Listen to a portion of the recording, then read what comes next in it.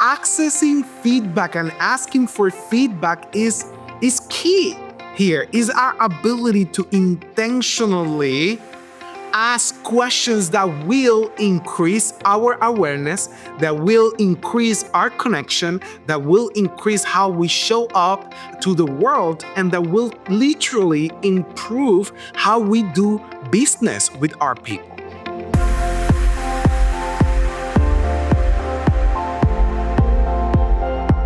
Joey, thank you so much for being on the show. I am so happy to be with you, my friend. I really appreciate it. I'm happy here too. And I have to ask you, before we get into the conversation about the incredible work on diversity and inclusion that you're doing, tell me, how's that baby boy? Teddy is so alive. He is 11 months old. And in 2 weeks, he will turn 1 year old. And my life has just changed for the better. And as a keynote speaker, thought leader, having access to a whole new level of wisdom, Judd, is just powerful.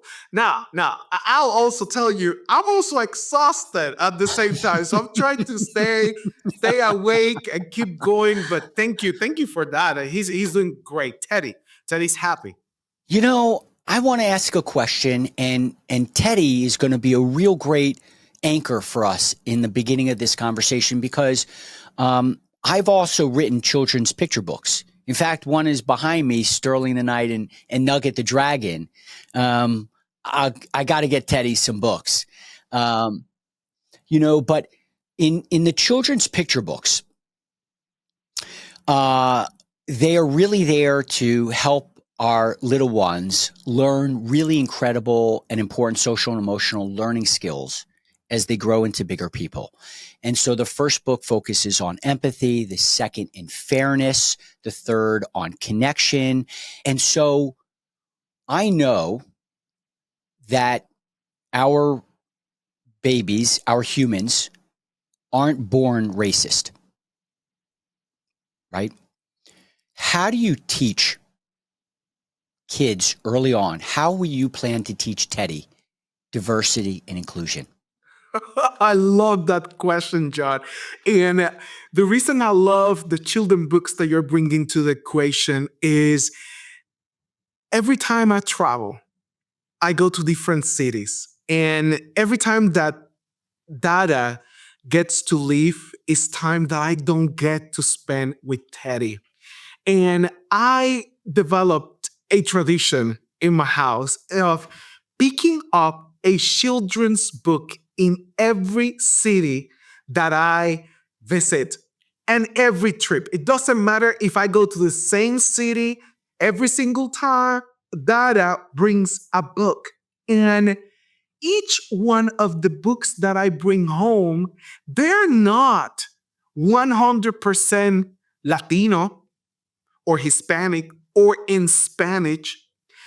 I put a goal of bringing home different stories. So from early on, I want to give Teddy access to the brilliance of the world. And the brilliance and richness and exquisiteness of the world doesn't reside in the four walls that we often stay in.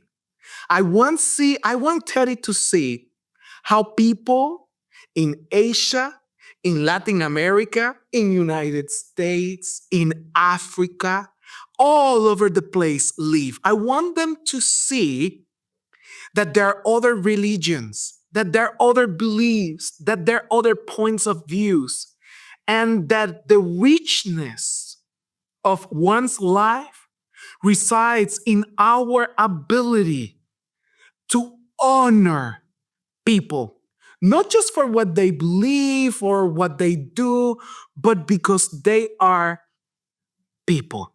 And that lesson starts at home. And Judd, let me give you an example. One of the books that I pick up talked about the hijab. We don't see that much where I live. So there is a book that just shows the importance of the hijab to a particular community and why, and just through a story and through pictures, we are able to access the heart from early on. So that's how I will teach Teddy to become fluent in human, which is what diversity and inclusion is to me. Thank you for that answer. Really thoughtful. And I love the tradition that you set by, picking up these books for Teddy. I'm going to actually grab one of these because... Yeah, I want to learn more about them, Judd. So tell me more. Well, I'll tell you, for diversity on the subject, the original publication of this book, this is a second print, looked very different than this book. And even the original version, which was almost like a paperback soft pamphlet that I had created, looks even more different. And there was someone I was working with, her name was Jamie, and she was really helpful. She pointed out to me at one point that in the back of the story one that I was doing, when Sterling gets brought into the Great Chamber and celebrated because of his empathy that he showed a dragon, all of the characters in this version at one point were white. And that was because I also work with an illustrator who is a wonderful, wonderful woman from Serbia. She gives her perspective when she was illustrating, a European, and saw the characters as white, and most of them were actually blonde at the time. And so Jamie had pointed out that we didn't have a lot of diversity. And so we went back and we started thinking about these characters. But to your point, what are some of them are wearing? Why are they wearing that? I can even get underneath that with these characters, not only just to show diversity by the color of the skin, by the difference of our hair color or eyes, but also that Teddy could learn, why is this character wear this? Why does this character have a shawl and other characters don't? That's such a great point. Thank you. No, absolutely. And diversity is often encapsulated in ethnicity, gender, and race and color. And now there are strong reasons for that, right? But people often forget that there are more than 35 diversity dimensions that often get ignored. And nowadays, neurodiversity is playing a huge component of diversity, and others like where you grew up, like your economical status, and many other aspects that are so important. So, Judd, thank you. Thank you so much for giving that example. When you're reading this book to Teddy, when you're reading a children's picture book, the best way, I'm going to throw out an unsolicited tip here. Please give it to me.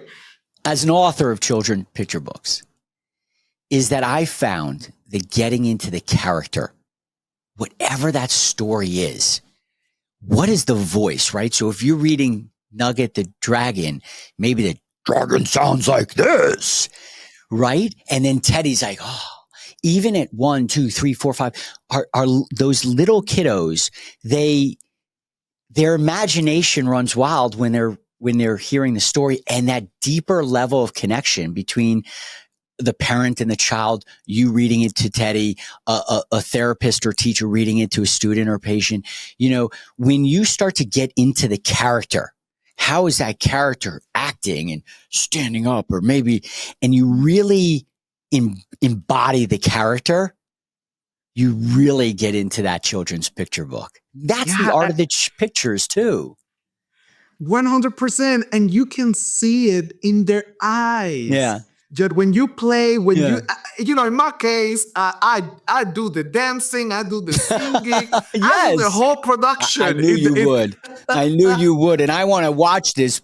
You read the story. Yeah, and the way we tell the stories, and Yeah. it just allows us to see the world through their eyes, Judd. And to me, that's been the biggest gift have received from Teddy, is to see the world through his little eyes, the enchantment, the joy, the curiosity, the fear, the concern, the happiness, all of it, often at the same time. Right. How can you help me and workplaces and organizations all over the world learn how to see diversity through other eyes? There is a secret weapon, and I teach this: the ability to tell stories and to listen to stories. So let's start with our ability to tell a story. Often, the number one question that I get from executives from across the world, Judd, this is common from people in Europe, Latin America, Asia, and United States. Joey, how do I connect with people at a deeper level? How do I achieve that when we have so many disagreements? And I always go and ask, what stories are you telling? When we open our hearts to tell a story about ourselves, a story about success or failure or lessons learned, doesn't matter. But when you tell stories, you give people access to your core values.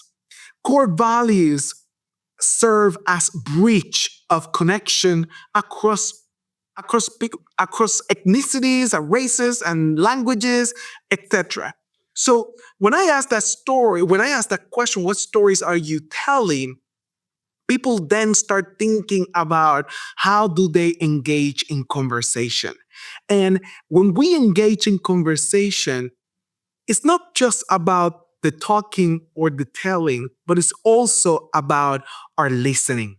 So there is an art when we share, we often open a door and encourage the other person to also share their stories. And it's in that energy of giving and taking, of sharing and listening, that we get access to new perspectives. I'll tell you this: new perspectives open our mind, and being open minded is the new smart, not just in 2024, but in 2030 as well. Our ability to access new perspectives will give us an edge to access new breakthroughs. So interesting, because I'm doing a lot of work on helping organizations learn to create shame-friendly workplaces. And in stepping out from behind our shame, the same kind of two principles apply. One is owning our story. You know, I said that there's a lot of parts of my story that I used to feel a lot of shame, and that led to a lot of isolation and a lot of loneliness and a lot of coping mechanisms. And when I was able to tell my story and own all the parts, shed light on them, I was able to step out of that dark shame. And so on one side, I always say owning your story. Stories used to be the way we learned where safe places were and what was safe to eat and how to survive and how to avoid a tiger trying to eat you. But and so storytelling has evolved, and we're all storytellers and we all have a story to tell. And the second part of that side, the other side of that shame, is the listening. But it's the listening without judgment that creates that safe space. Absolutely. And that's a muscle, Judd. That is a muscle. We often are connected with people that think like us, that act like us, that come from where we grew up. And that's the first limitation, when our stories are coming all from the same source. So when we get a chance to get outside of what we consider the norm, then we start exercising that muscle of perspective taking and suspending judgment when we are listening to someone's story. It is not easy. That it's happening here in our brain, so it requires practice, Judd. One of the top exercises that I do during our training efforts and initiatives is asking people to think about their top three moments that impacted where they are today. And that it sounds so simple, Judd, right? You're thinking about those moments that really transform who you are today. And that exercise allows them to start looking around who they are as humans. And then I ask them to select one word that serves as a common denominator among those moments. Mm. And then the secret step is share a summary of your top moment and your word with a complete stranger, with someone that you don't know, right there in that moment. And magic happens when we take the time to tell and listen to stories. I couldn't agree anymore that that muscle is one that can be strengthened. It can be worked on. Absolutely. And I did. And so, I'm curious, when you're doing this exercise, is it the sense of being proud about that moment and being able to share that? And for the other side of having somebody to connect and listen to it, that creates that magic sauce? So that's a beautiful, beautiful inquiry because it is yes. And let me tell you, every time I do this exercise, I get surprises because people are different. There are many stories, Judd, that are actually painful. So many stories bring a lot of weight with them. So it's completely down. There is always, for some reason, pride involved because it's the pride of, oh, I overcame that. Or look how I survived that. So there is always a connection to that sentiment of celebration, of confirming that we, in fact, are resilient, that we can overcome. Yet, it doesn't always start with pride. It often starts with shame. It often starts with fear or a moment that was so challenging to me. Yet, in my experience doing this, there is always that point during the conversation when there is a moment of pride, celebration, joy, happiness, and a confirmation that, hey, I got this. Help me understand. I can see the inclusion. Help me understand how that also helps on diversity. When we start sharing our stories, when we start listening to different stories, we start entering into the concept of inclusion. Now, diversity by itself cannot really survive in its own. You can have a lot of diversity in a room, but if you don't have that inclusion, that sense of belonging and connection, there will always be something missing. So when we start telling stories and listening to stories, that's not enough, Judd. Then is where inclusion comes into the place. Asking which stories are missing, which stories are not being told, and which stories are trying to get access to the light of day or to the spotlight, but yet there are so many barriers that they are not being unleashed. That's the powerful thing about inclusion. It's asking which stories are we not having access to. It tries such deeper connection. Absolutely, absolutely. Strive for that. And, connection is such a powerful topic, John, whether we are looking at a children's book, whether we are sharing our story, every human being is wired for connection.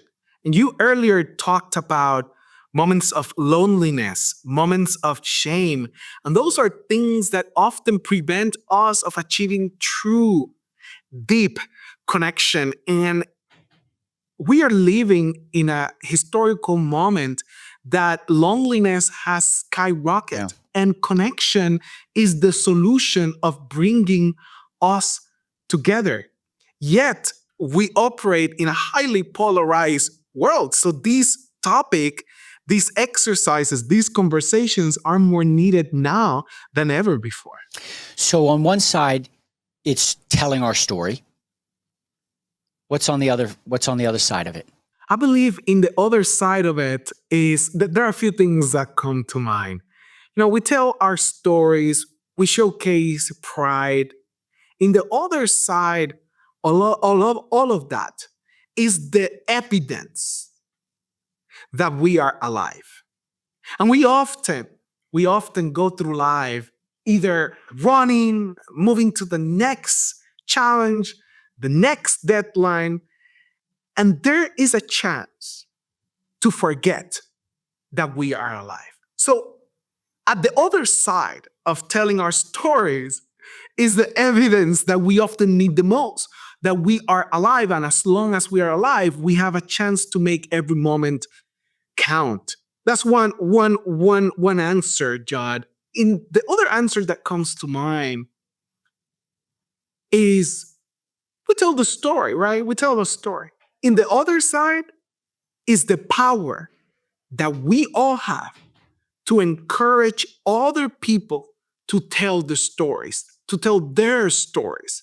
So, yes, by all means, strive to share those moments, share those stories. But you know where the real power resides?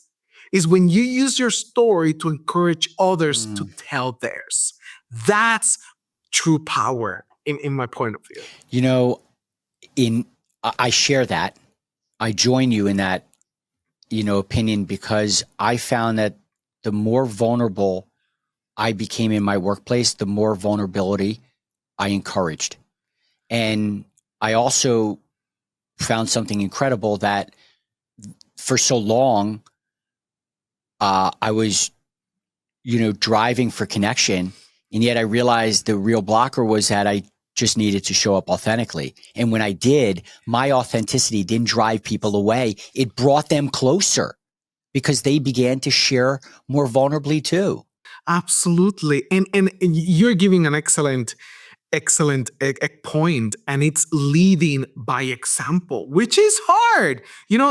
Everybody talks about that, but when you demonstrate by example, what's vulnerability, how can we embrace vulnerability in the workplace, then that gives strength to other people to show up in the same way. And that, Judd, is connected to the concept of psychological safety and how important that is in our workplaces today. Definitely. One of the exercises, and I'm be interested in what your thought was, is that at the end of the week, my team, we go around and we're like, okay, so what was our best mistake this week? Who made a great one? Who learned from it? Let's all learn together. And now it's like, if you didn't think you made a mistake, you better make one up because everybody's making mistakes, right? But it encourages the idea, right, that for my team, that this is a safe space, that we can high five each other and really root for our successes. But when things didn't go as planned, that's where it matters most, is can we come together, talk about what we could do better, what went wrong without assigning blame, and all equally learn from them. That right there is a clear example of inclusion. It's an example of belonging. It's an example of striving for psychological safety by embracing a growth mindset. And to grow, we cannot grow, Judd, without embracing vulnerability. It's just not possible. You got to embrace the vulnerability of failing, the vulnerability of being embarrassed, the vulnerability of getting it wrong. And often when we have leaders creating intentionally those spaces by having the rituals that you are showcasing is a way to grow. It's a way to learn. It's a way to safely move forward together. And every CEO right now is concerned about that, their workplaces and how conducive they are for growth. So for leaders like me, you're one of the leading experts on inclusion in the world. And what are some ways or things that you would suggest to a leader? We'll talk about Frontline in a moment. But when you approach leadership, what are some of the real nuggets there on the inclusion? How can I improve as a leader to create a more safer sense of belonging and a connected workforce, and ultimately, one that feels a psychologically safe? The number one thing, Judd, is our ability to fully understand who we are. One of the top strategies that I share is accelerating awareness. At some point of my career, Judd, I was a director of executive leadership programs at the Department of Defense. I had the opportunity to lead one of the oldest leadership programs in the nation. And the number one detractor of careers was lack of awareness. Number one. And when we lack our awareness, then we don't know ourselves. So we cannot own how we show up into the world. And how we show up to the world is either an accelerator of inclusion or a detractor. So we always start with awareness. How well do you know yourself? Number one. Do you know where you're going in life, what you want to accomplish as a leader? Number three, do you have an understanding how are you perceived by those around you? And number four, have you owned the power that you have on the energy that you bring to every interaction? So that's awareness. It's a complex concept, but we always start there because you're either accelerating or detracting. And that's a lifelong process. So awareness to increase inclusion, but we cannot stop there. The second step that I recommend leaders is to intentionally create spaces of connection. And the number one strategy to do that is storytelling, which we covered during our conversation.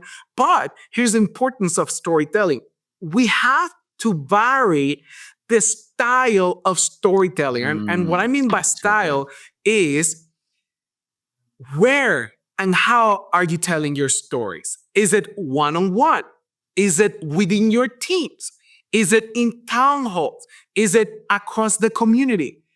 The magic resides in creating a combination of spaces to drive connection through storytelling. That's the secret. And that's where you leverage belonging through inclusion.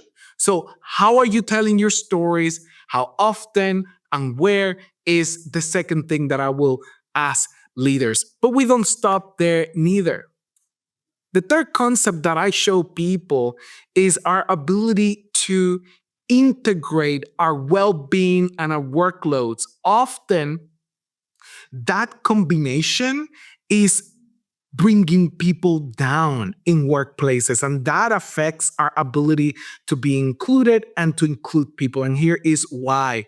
When we experience high levels of stress, we often tend to exclude people more.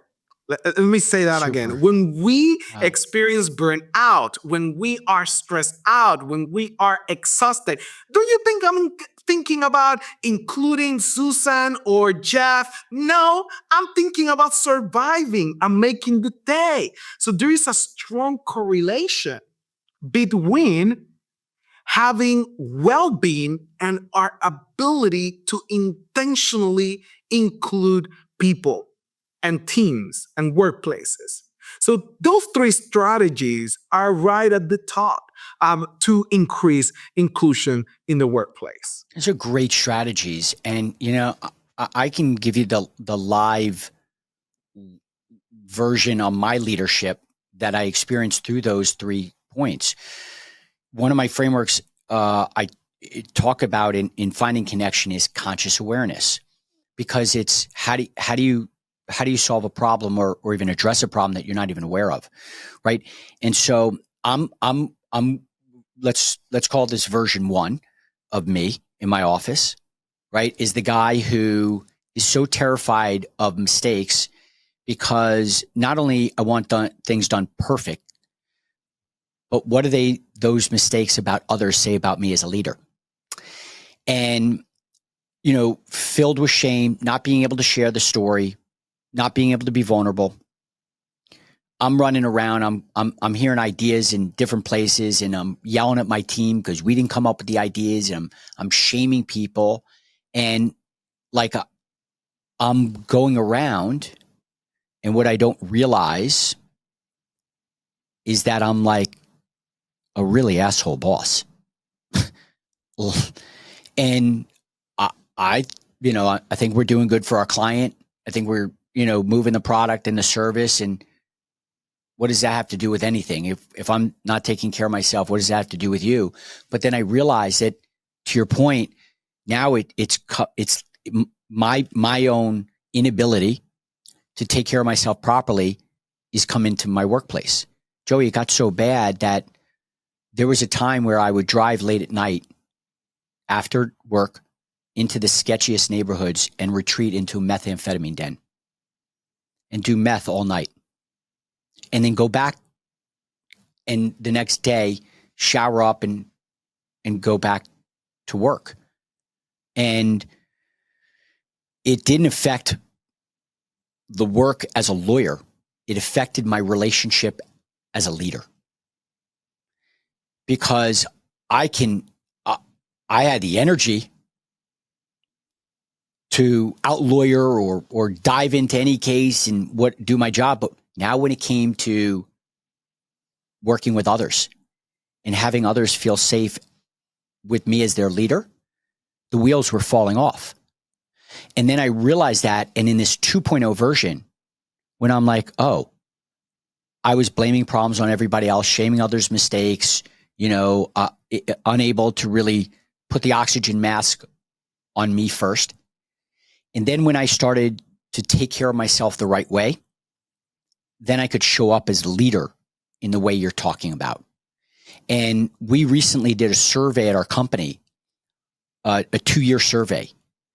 And I think the average percentage of increase over those 2 years in our company with our team were almost 42%.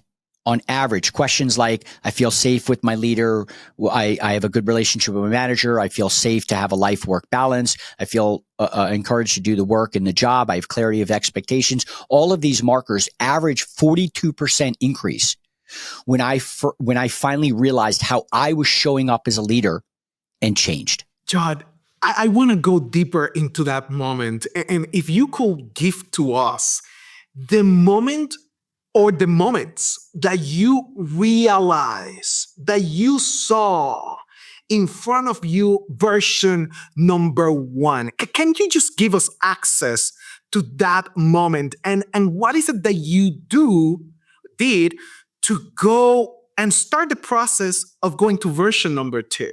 It's a great question. And at the heart of that was that I couldn't nail the singular problem that I had focused on, that I threw a bunch of money at solving, that I gave a lot of resource, energy, and time, and that was culture. I would throw weekly events. Let's go for everybody go for Tuesday drinks. We'll call it 2 for Tuesdays, and we'll work out on Wednesday. We'll have workout Wednesdays, and we'll have Thursday, whatever. I'm trying to throw all these things at the team and resources at encouraging the culture without even addressing me as a leader. And when I finally was like, what is the problem? It was like a Taylor Swift moment. It's like, oh, I'm the problem. And then I was like, I need to brush my teeth better. I need to shower, the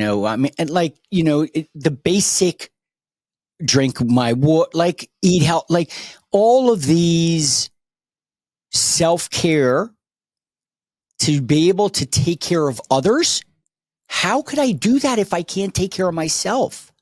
And so I started focusing really on sleep and nutrition and my own personal health. And when I started showing up, my relationships with certain people at work, the ones that I was having more day to day, were also beginning to change. And the more that I was starting to come up and I would say like, hey, Chrissy, I'm having a really bad day today. I'm struggling. Can you help me here? And she's like, I got you, Judd. Like, I'll cover this meeting for you. And then I was like, wow. And then the light bulb went off. I was like, all of these little mini moments are what I wanted to see at a macro level. And I realized that's when I put the 2 and 2 together, that it was me, that if I could change the way that I was leading, then I can change the culture and organization too. 100%. And what you're giving me is an example that as humans, we automatically want to belong to something else, belong to our in our workplace or to another cause, but we forget that everything starts belonging to ourselves first. If we skip that, Judd, we will always come back to that moment. And you just showcase a clear story example of why belonging to yourself first is a critical step that we cannot shy away. Yes, you're entirely right. Because at that version, I was wholly disconnected from myself. Not only the world, but from myself.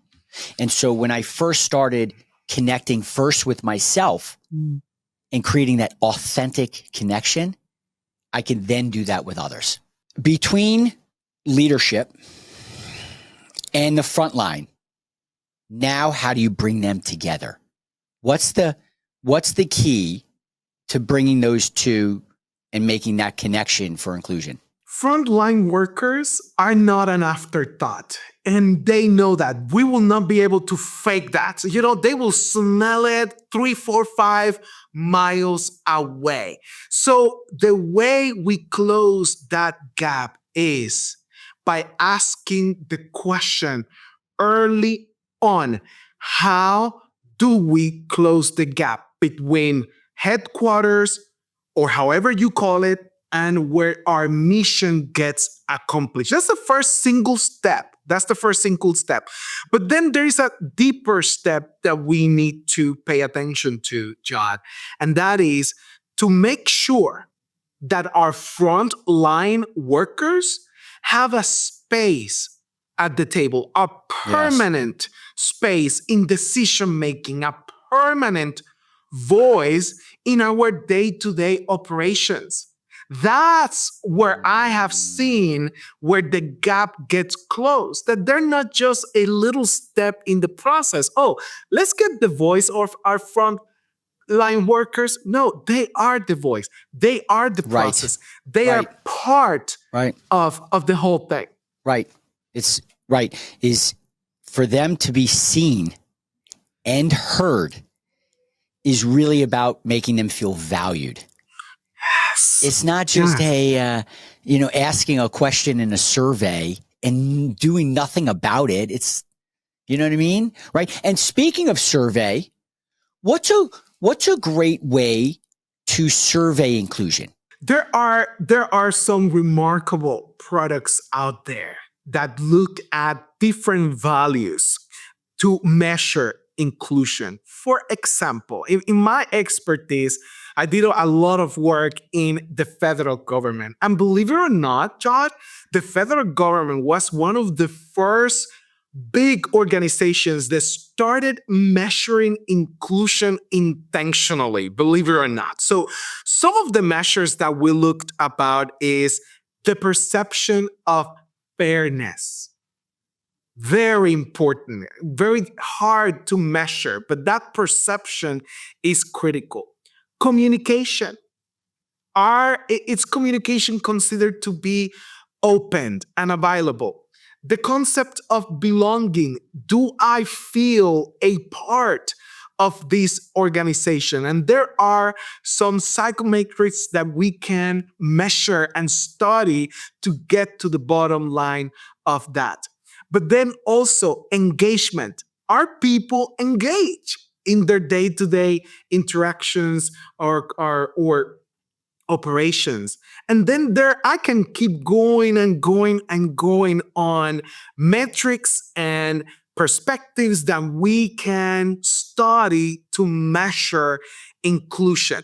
But if your audience is curious, I will certainly take a look at what the federal government started doing over 2 decades ago to measure inclusion in the workplace. But to your point, you bring up it's not about necessarily just strongly agree, disagree, a 10, a 3, a 1, or even the question.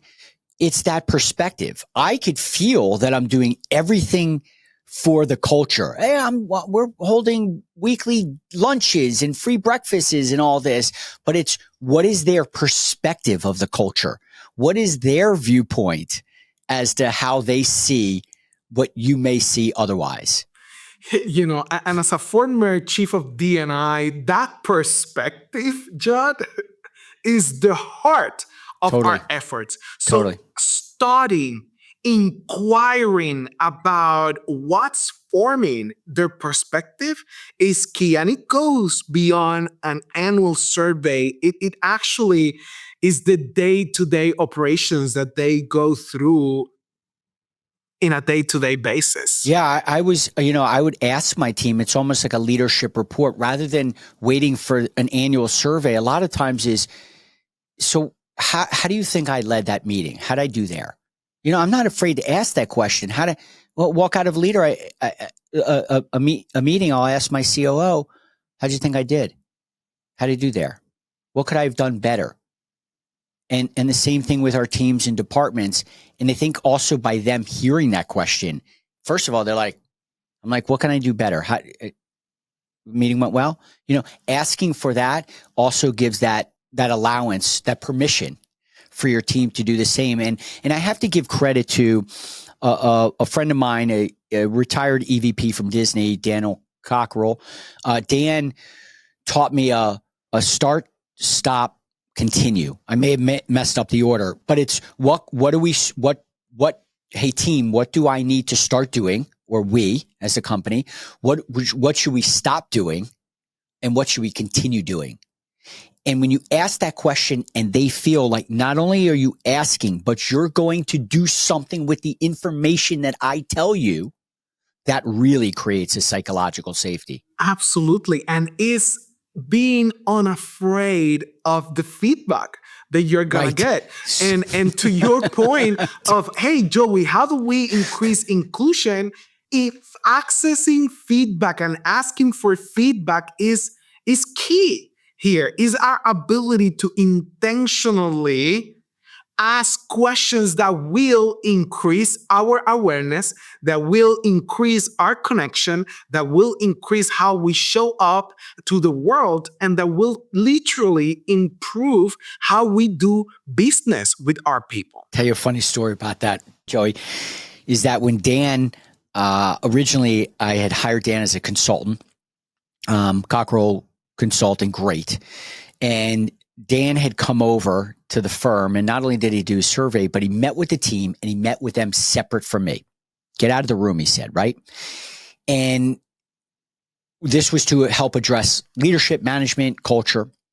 And then there's going to be a big lunch. I'll join the team at lunch, and then this was about 15 members of my company. And then we're going to go back into this room. And now I'm joining the group with Dan.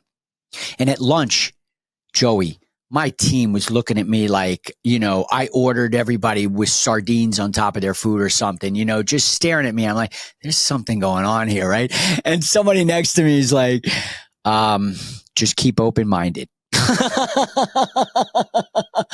And I walked back into that room and they had this is what we wanted to stop doing. And most of those things are the things that I was pushing. It was the perspective. And Dan turned to me and he's like, how does this land? What does this sound like? And with those eyes watching on me, Joey, I knew that this was one of those moments as a leader that I gathered myself, and the first thing I said was, I really appreciate the feedback. Thank you for your honesty. Because I knew the weight of that you could cut it at lunch. And so, going into that, I knew that my reaction to that feedback was going to be the most important thing that would come out of this event.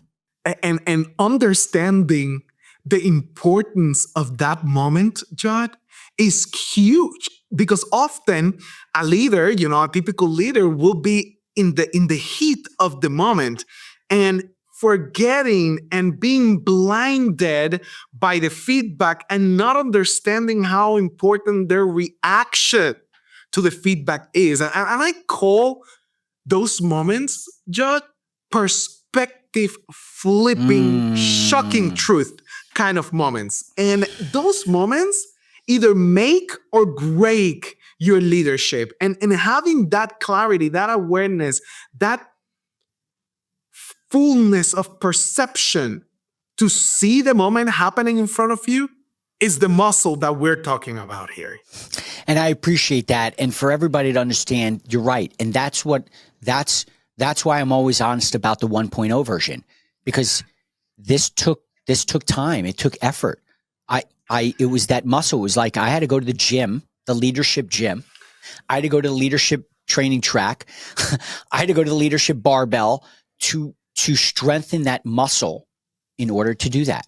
Absolutely. And this is a lifelong process, Judd. There's some people that think, Joey, when am I going to be done with this kind of growth? It's a lifelong process. Every stage, every season of your life will bring a new surprise, a new blind spot, a new area of growth, and embracing that reality of the process is what makes this so much fun. As long as I'm alive, I'll have space to go. I'll have space to grow. I'll have space to get better. And to me, that's the beauty of being alive, baby. You know what? That's the mic drop. And I will tell you,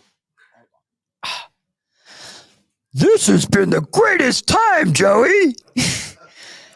This is on its way to Teddy, and I cannot thank you enough. I had the greatest time on this conversation, and not only, that, the perspective taking and the learning, I just hope others got out of what I did too, and I can't thank you enough for your time, my man.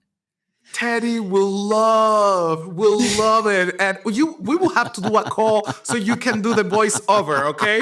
So, my brother, thank you so much for everything that you are doing for our community, Judd. We need more people, leaders like you. Keep shining, keep doing, because this world needs more of you. Joey, I can't thank you enough, my friend. And it's trailblazers like you that allow people like me to learn it, to follow it, because I didn't learn empathy and inclusion growing up. But, I learned it later on from people like you who have really set the path. And thank you so much for helping organizations and companies worldwide, and myself and that little boy, Teddy. Thank you so much, my brother.